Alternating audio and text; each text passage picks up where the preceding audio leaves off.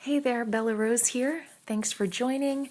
I am reading an excerpt from my book. I'm taking a break from interviews over the summer. I think that God wants me to focus on family and some other things I believe He's teaching me about. And I'm really grateful for, and I need space in my life to do that. And I feel like He wanted me to let go DYM for a couple months. So I have re-recorded these excerpts for you to encourage you over the weeks that we won't be talking week to week like we have been.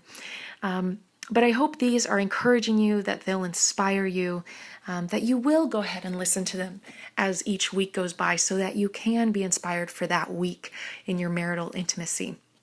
So let's go ahead and jump into this week's excerpt. Sex is vulnerable. Marital intimacy it requires you to be vulnerable. My guess is you don't like vulnerability, like every other person on earth. It's messy, it's scary, it's uncomfortable, and it makes you feel out of control so many times. It's inherently risky. You risk feeling foolish. You open yourself up to ridicule and criticism. You open yourself to danger.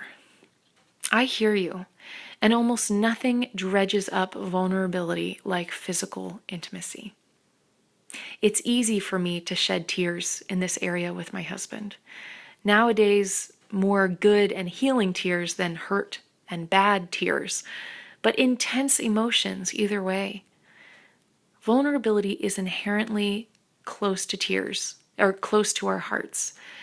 It is in fact uncovering and exposing our true selves to one another. In order to truly know your husband and to be known by him in the bedroom and in every other part of your marriage, the walls that normally are healthy to separate and guard ourselves must be brought low. Unfortunately, life has taught us that being vulnerable can get us hurt. In grade school, maybe your friend, or maybe you told a friend the name of your secret crush and she blabbed it to the whole school. Or maybe your high school sweetheart dumped you right when your life seemed to be falling apart around you. Or after you told your college boyfriend you loved him, you found out he was cheating on you. I mean, these were painful. Your tender, trusting heart was crushed. You learned it is not worth the risk. You have grown up, adding guards around your heart to protect yourself. It is natural and often healthy to establish protection from such hurt. But it's possible that these areas of your heart have not recognized where you are now in your life. You are in a loving marriage. The potential hurt you're trying to avoid from your past should not be present anymore. I'm not advocating you throw caution to the wind if you are not in a safe marriage. There are situations with boundaries in place do protect in the midst of an unhealthy marital season. A great resource on this topic is Boundaries in Marriage by Townsend and Cloud. Assess your marriage and find out if there are areas in which your guard needs to be taken down. In her book, Daring Greatly, Brené Brown elucidates the necessity of vulnerability for true, deep connection with anyone. When you think of someone in your life who allows herself to be vulnerable, though she feels all of those uncomfortable, vulnerable feelings in the moment, she looks courageous. It takes courage to show your messy feelings, even when they can't be tied up in a nice put-together package. It takes courage to stand before your husband who hurt you and say calmly and respectfully that you were wounded by what he said. It takes courage to admit that you were wrong and ask for his forgiveness. It takes courage to have a raw conversation with him, to tell him you'd like to try some new things in bed and you would like his help. It takes courage to walk into the room, scantily clad, in front of your husband and trust that he will love it. It takes courage to initiate lovemaking.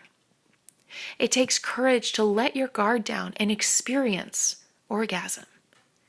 It takes courage to bring up difficult bedroom conversations. It takes courage to be vulnerable in sex. Write in your workbook when and in what ways do you feel most vulnerable in the bedroom. I bet you wish you didn't have to be vulnerable to achieve sexual bliss in your marriage. And sometimes I do too. Vulnerability is hard and often painful. Without true vulnerability, however, there cannot be true intimacy. It may be possible to have an exciting, short-lived fling without the discomfort of vulnerability. But to have a deep, true, and fulfilling connection with your husband, vulnerability is necessary. Vulnerability means unprotected or unguarded. Here's a visual that helps my understanding of vulnerability in intimacy. Imagine you and your husband are suited up in full medieval armor, complete with helmets, swords, and shields. Can you imagine trying to have physical intimacy with the armor on? Even giving each other a hug just wouldn't be comfortable, if possible, and at the very least, it wouldn't be a satisfying hug. What if your husband takes off his armor and is vulnerable to you, but you keep yours on? You more than likely would hurt him with your armor, sword, or shield in an embrace. It is not possible to truly support him without letting down your own guard too, and taking off your own armor. Imagine, after years of this armor separating the two of you, that you two would slowly take off the armor and move towards each other in embrace. What a wonderful and full feeling comes from such an embrace. This is the picture of true intimacy through vulnerability, and God set it up that way. Well, thank you for listening to this excerpt from the Delight Your Husband book. I encourage you to go to delightyourmarriage.com. There's so many resources. Oh, I can't speak anymore. There's so many resources that I hope you will go and check out if you haven't yet. Thank you so much for listening. If this is your first time, welcome to the podcast.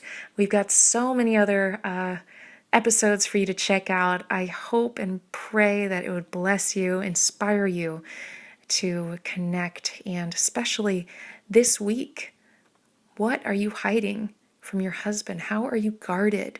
What do you need to be vulnerable so you can truly enjoy the fullness that sexual intimacy is meant to be? God bless you. We'll talk soon.